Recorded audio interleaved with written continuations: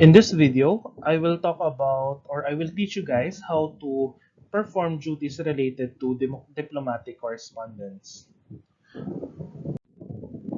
So basically, I prepared I divided this lecture into three, and then actually, as I admit that there are a lot of forms of diplomatic correspondence. So nandiyan yung mga note verbal, different kinds of letters, etc. But due to time constraints, I will only teach you three skills that are usually needed if you want to work in an embassy.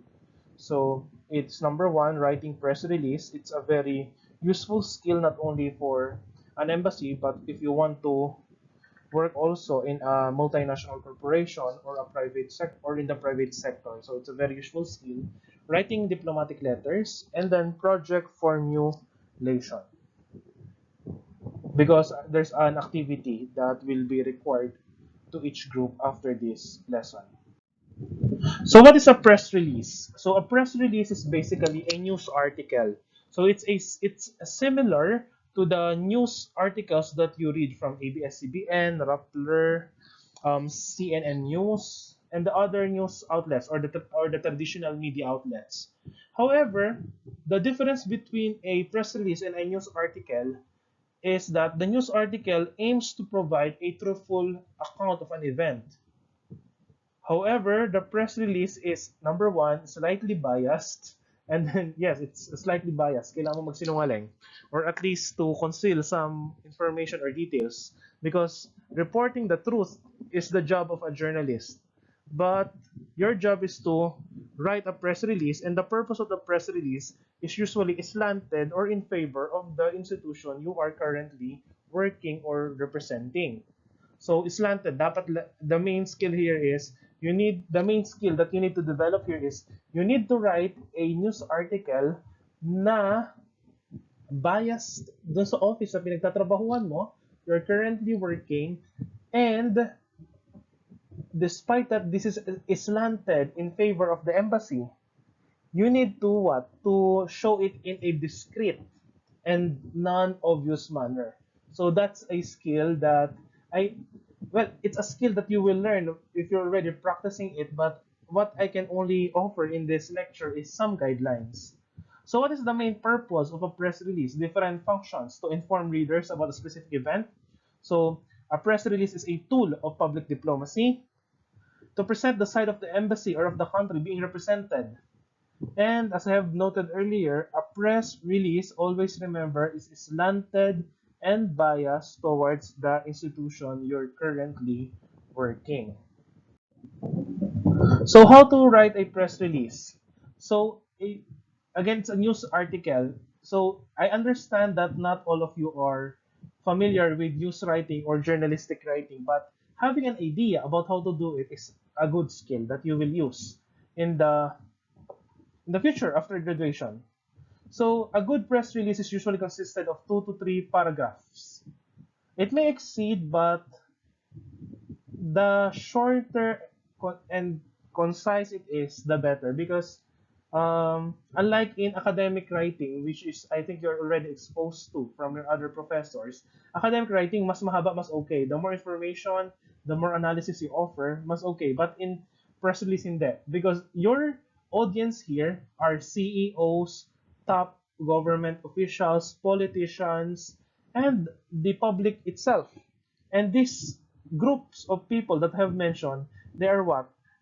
Either they are too lazy to read a long article, or they have no time to digest all the information that you inserted in that article. So you need to be what? To be actually in private sector we call it strategic communications.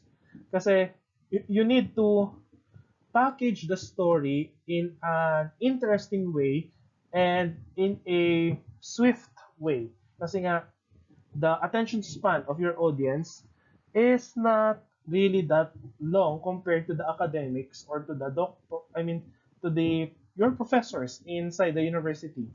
So, this is a skill. Again, I'm repeating, this is a skill that you need to learn or at least to be adept. So, As I've said, a good press release is consisted of usually 2 to 3 paragraphs. It may exceed, but it depends on the situation. But the ideal is 2 to 3 paragraphs only. The first paragraph is called what we call the lead or the news lead. It must contain the following information in one sentence only. And these are the following information that you need to include.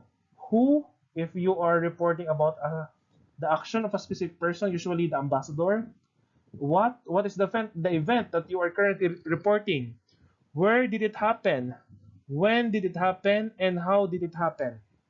And usually, when we talk about the question or when we answer the question how, we are now referring here, or this is actually the avenue, how can you twist discreetly the story, or how can you slantly, or how will you angle the story in favor of the embassy kung saan ka nagtatrabaho. Later, I will present some examples. Okay, the news lead, the first paragraph must be only, it's really strict. It must be strictly one sentence only, and you need to put all information in that.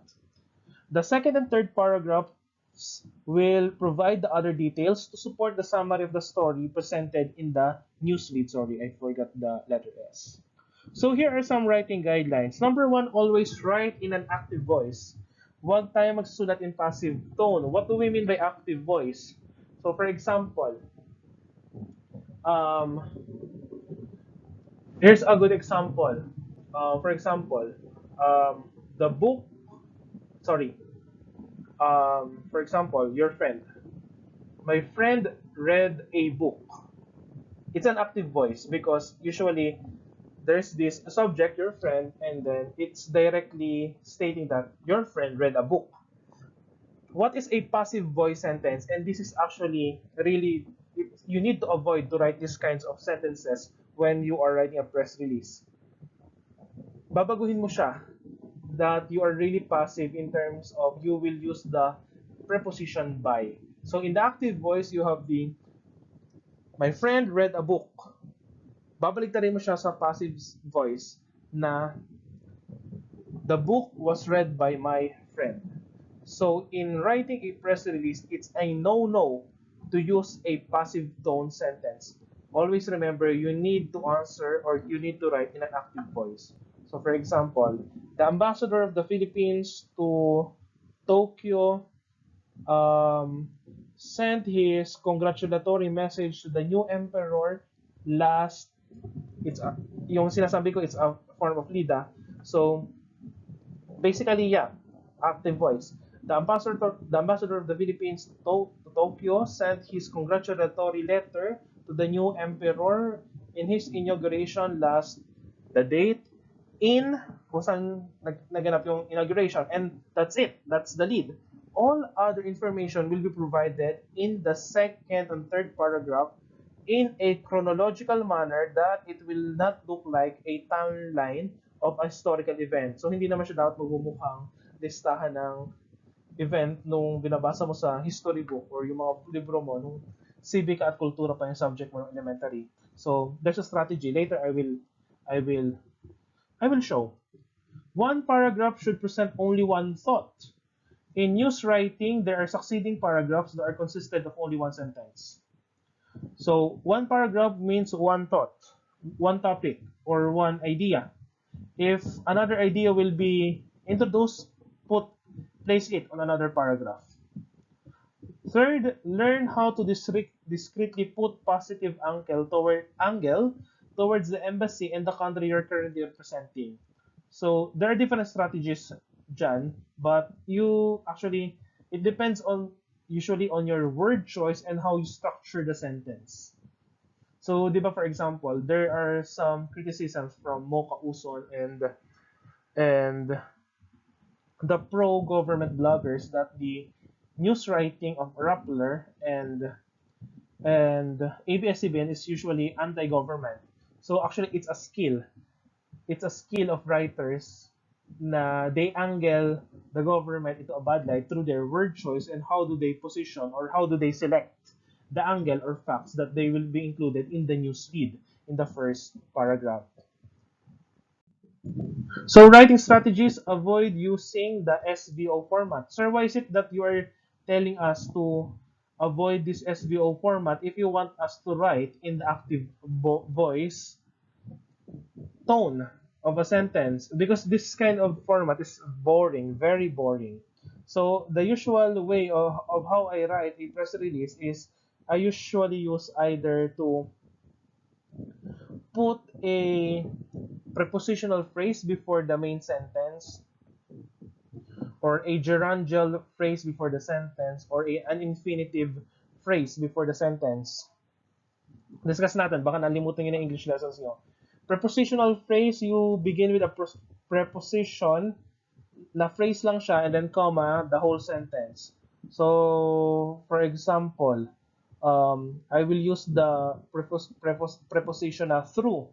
So, for example lang through the For example, through the efforts of Ambassador Juan de la Cruz, 4 Filipinos was successfully repatriated back to the Philippines on blah blah blah on, lagyan mo dito yung date, on blah blah blah blah. Minsan hindi mo na kailangan doon ng where, and then maglagay ka konting details despite the accusations that they committed murder in that country. Yon. So, yon. By the efforts, makikita mo dun sa prepositional phrase, you are giving a good light na agad sa ambassador or to the embassy. But here, yung binigay ko example to the ambassador, through the efforts of Ambassador Juan de la Cruz, 4 Filipinos, pwede mo siyang gawin, 4 Filipinos accused of murder was sent home to the Philippines, blah, blah, blah, blah. Then, yon, other details to finish the sentence. Basta nandun yung who, what, where, when, and how. Gerundial phrase, and then the SVO format. When we talk about gerund, these are the verbs na may ing, but it functions as a noun. So, ano magandang example ng isang press release na may gerundial phrase as its opening? So, for example, recognizing the contributions of 4 Filipino scientists in, for example, in National or Seoul National University, the Embassy of the Philippines based in Seoul City, South Korea, organized a testimonial dinner last date, and then in or on, depende doon sa place. Lagay mo ang place kung ano nakalagay. So, yun. Makikita mo na, yeah, it provides a story. It provides some movement in that lead, in that first paragraph that will attract the interest of your reader. So, we are now tapos na tayo sa prepositional phrase opening, and then gerundial phrase opening, and then last one yung infinitive phrase opening. So pag sinabi natin infinitive sa English, these are the phrases that are starting with the word to, to, to. So ibig sabihin, it means that that phrase signifies an intention or expresses an intention. So for example, ang magandang press release mo dito is to, for example, na mag-open ng outreach, or i-extend yung passport services ng embassy. So for example, to. So ano magandang example to express intention on? To accommodate more Filipino workers who want to renew their passports, the embassy of blah blah blah blah in this country extends its operating hours up to 9 p.m. Hypothetically, up to 9 p.m. or 9 in the evening, starting from this date up to this date. So, and then that's it. You have a very clear news lead on that. Next, learn how to tweak and play with sentences using a prepositional or gerundial opening. Actually, avoid sentence opening na may an, the, there is, there are. Too boring. Very boring. So, learn how to play with those sentence opening. Next is avoid highfalutin or very descriptive words because you are writing number one, a news article. Your audience are the normal people, the public, the CEOs, government officials, and other high-ranking officials. They are not. Always remember, they are ordinary people, despite that they are what? They are appointed in key government positions. So they do not understand jargon whether you're from the natural sciences or social sciences. So kung wari, for example, gagamitan mo yung article mo ng mga realism, English school, critical theory, security dilemma, those concepts that you learned in theories of IR, hindi sila makaka-relate. Sabi nila, what the hell is this? Well, ganon. So, avoid using highfalutin words. You always use the language of the common people without being too vulgar or being too green. So, the usual language that will be accessible both by the upper class and to the lower class. Next, avoid very descriptive words. So, despite that you are using an active voice, and I discourage you guys to use um sorry, I encourage you guys to hindi discourage, I encourage you guys to use different kinds of prepositional openings for your sentence opening, particularly with the news lead for the first paragraph of the press release. uh do not use very descriptive words because this is a news article. You need to be straight to the point. Do not use too many adjectives. For example, you want to describe a specific event of the office, you have four adjectives in line. So elegant, ano yun? Yeah, ano ba maganda, for example? You have four adjectives in line to describe that specific event or describe a specific object. So, for example, you will describe the ambassador as generous, benevolent, altruistic. Hindi na ganon. So, usually one adjective lang. So, for example, the generous, altruistic, and benevolent action of the ambassador, hindi ganon. Despite that you want to slant the story or you want to angle it in favor of the office of your embassy, learn how to use only one. That is really, again, it's a skill that you need to learn. Be discreet despite those advice na maging creative ka in the construction of your sentences. If possible, use quotations. It provides life in your article. So, for example, you are covering an event, which is an event of your embassy, and you want to write a press release about it, and then the ambassador or a high-ranking official graced the event, whether it's an ambassador or a high-ranking official from the Philippines. So in those kind of cases, listen to the speech of your ambassador, to your boss, or to the high-ranking official, and watch out if that person will give a remarkable statement, or sabi natin in colloquial language, mga quotable quotes. So those lines, take note of it, and then find a way that you can package or you can write your article to highlight that quote, whether in the news lead, pero minsan mahirap siya sa news lead.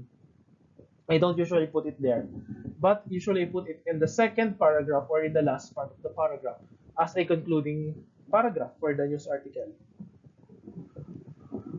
So, yun. So, later I will show an example. And then, while the goal of the article is to project a positive image, never ever put value-laden or motherhood statements. So, for example, huwag kayo magbigay ng mga pang-beauty pageant statements, or huwag kayo magbibigay ng opinion or evaluation in the article. So, for example, um, for example, the embassy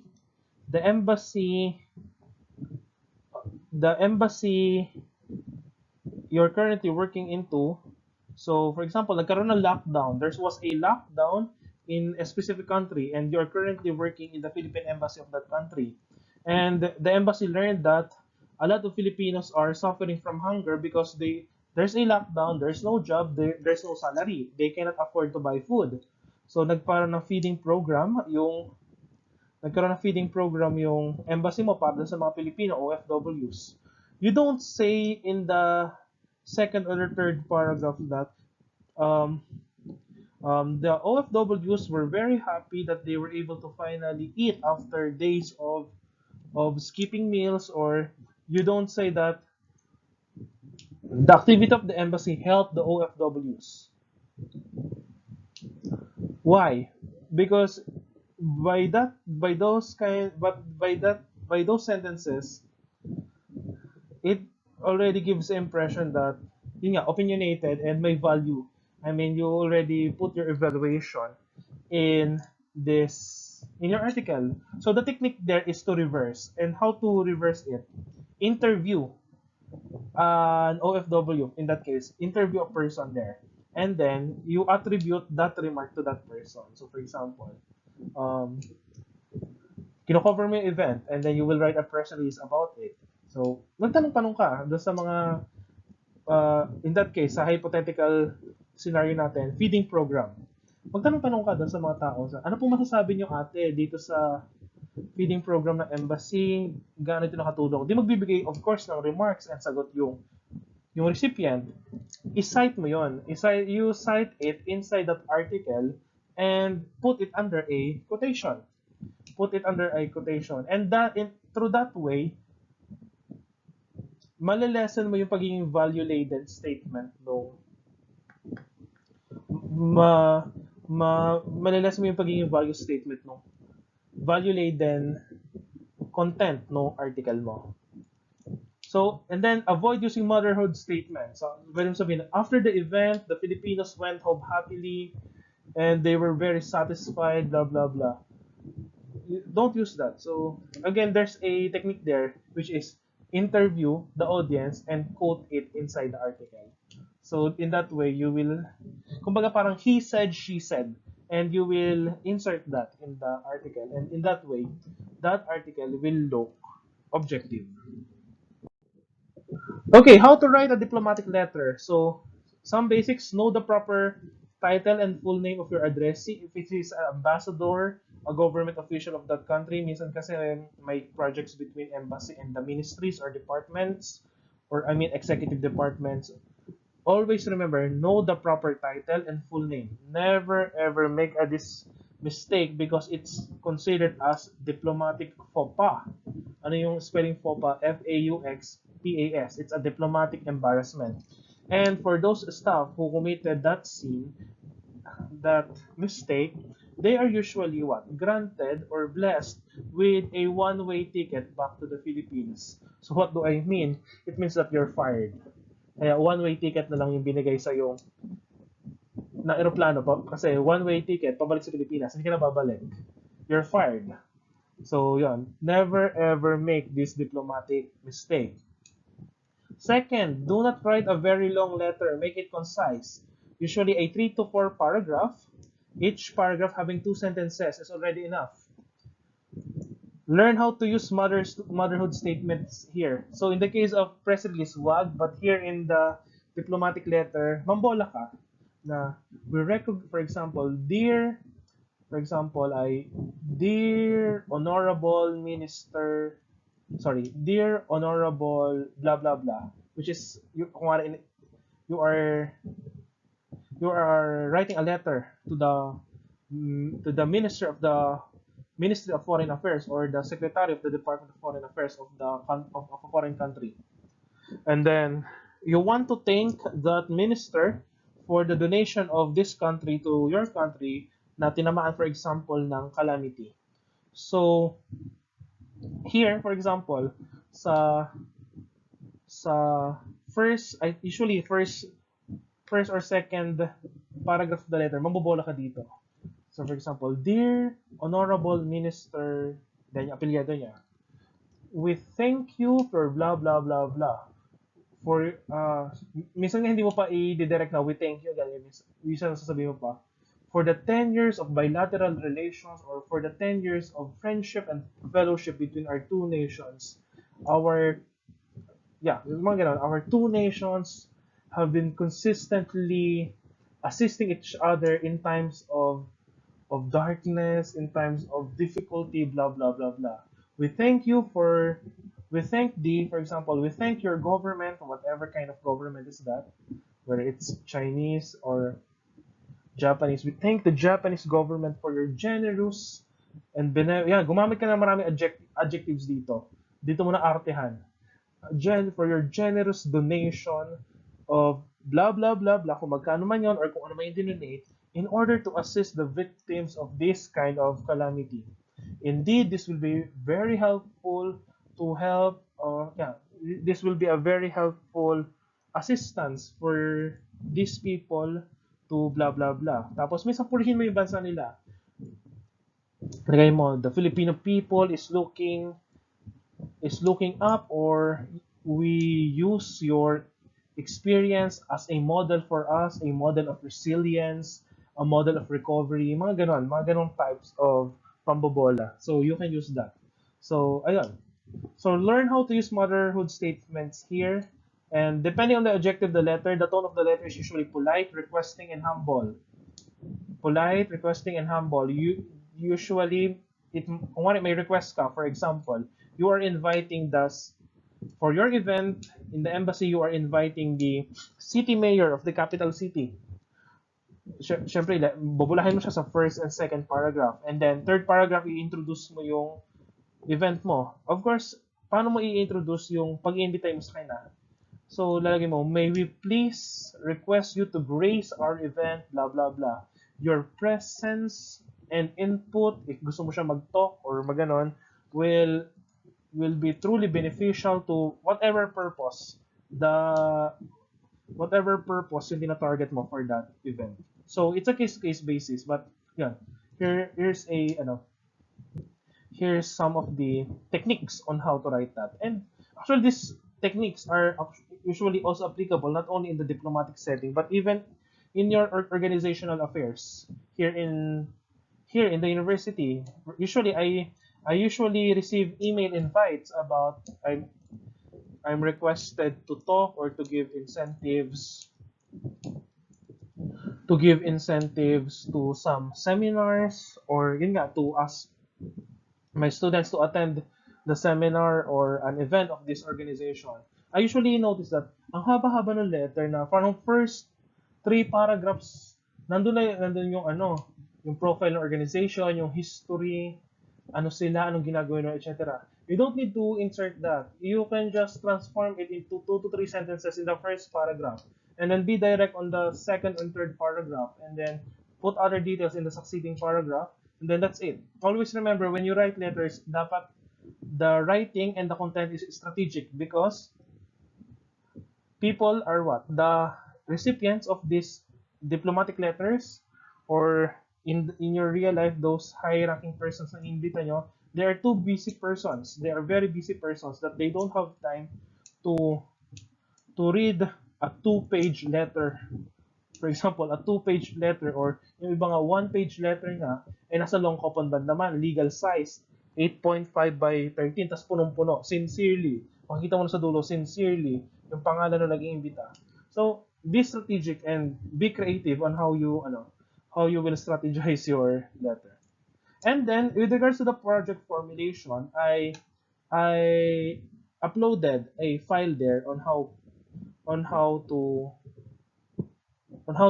write a project plan. So actually, there's no really format there, but I'm presenting the usual content needed for the format, or yeah, for the format and arrangement on how to propose a project inside an embassy.